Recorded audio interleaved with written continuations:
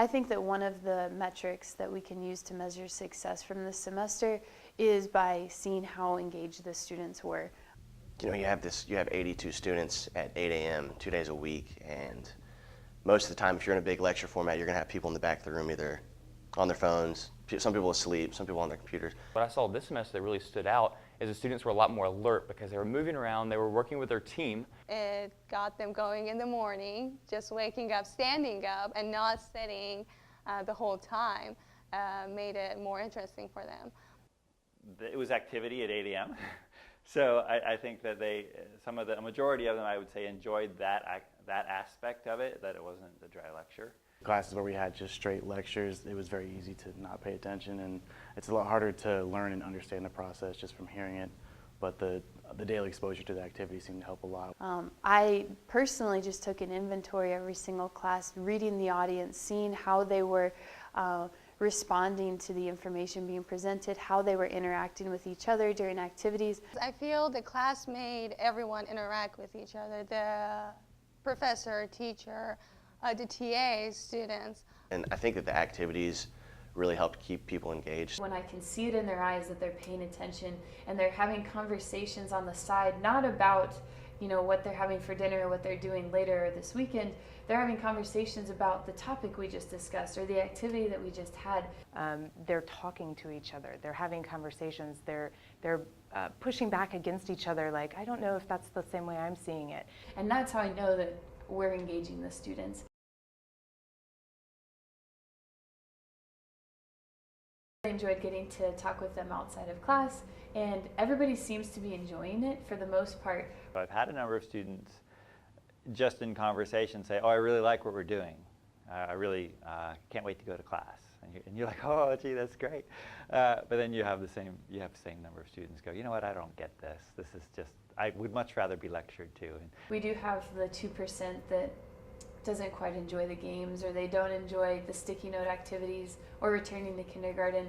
And that just makes you want to cry sometimes, but it does show you that there's a diversity there. Another way that I think that we know that we're engaging students is based on their reflections after the classes.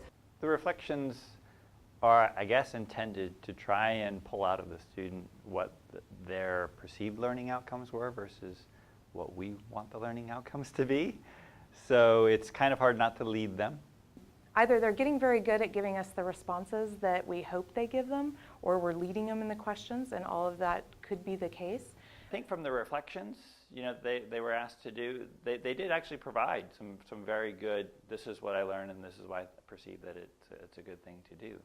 They seem to really be engaging in the content and understanding what Dr. DesJardins' goal is. It's a really great way to see the connection between the activity that you're doing, the content that they're supposed to learn, and hopefully the marriage of the two. What we're finding is that everybody in the classroom, whether or not they truly enjoy the activities, they're getting the purpose of the class very, very well, much better than we actually could have hoped for, which is really exciting to see.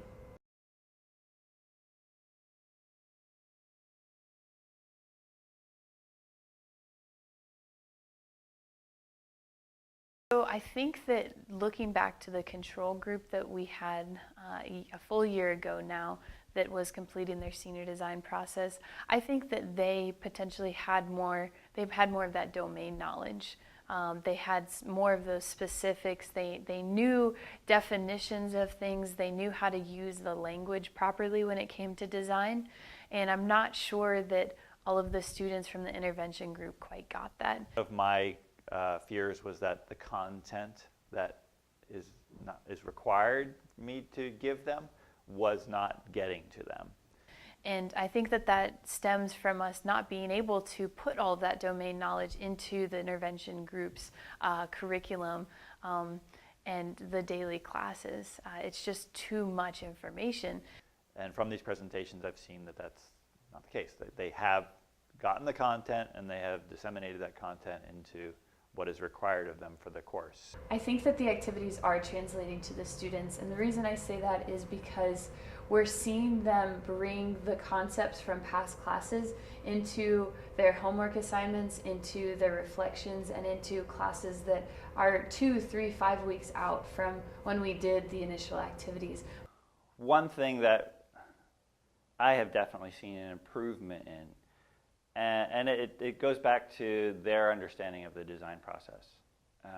Whatever we did in the first semester, or however we reinforced the curriculum in the second semester, they have definitely started to get used to the idea of using this design matrix, or the traceability matrix, and really understanding how the initial needs line up with the initial, what we call design inputs and design outputs and testing and prototyping and things. And they've become much more fluent in that conversation. When we're asking them to present on that, they know a little bit better how to do that. They know what we mean when we say, are you using the design process?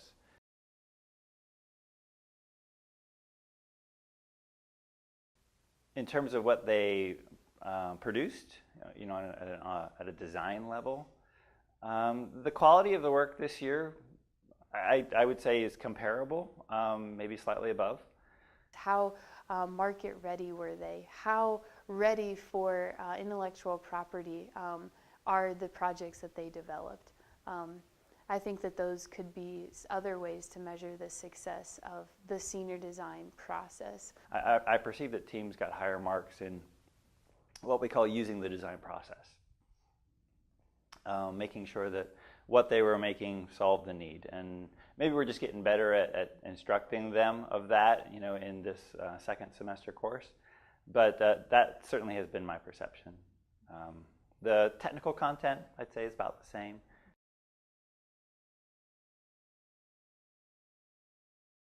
The level of innovation, it's filtered down to about 4 or 5 teams again. I think a year ago was about the same. And so I haven't noticed a significant increase in their entrepreneurial activities or their innovation potential. On the entrepreneurial side, straight up, teams wanting to pursue this in the future and possibly start small companies. I haven't noticed any increase or decrease. Students are more market ready, I think. They might not have all of the domain knowledge, they might not have all the terminology, but they have the way of thinking that I'm not sure that we have quite captured before. One thing that I noted just yesterday to a colleague was that this year's team of 18 teams, as compared to last year's 18 teams, the same.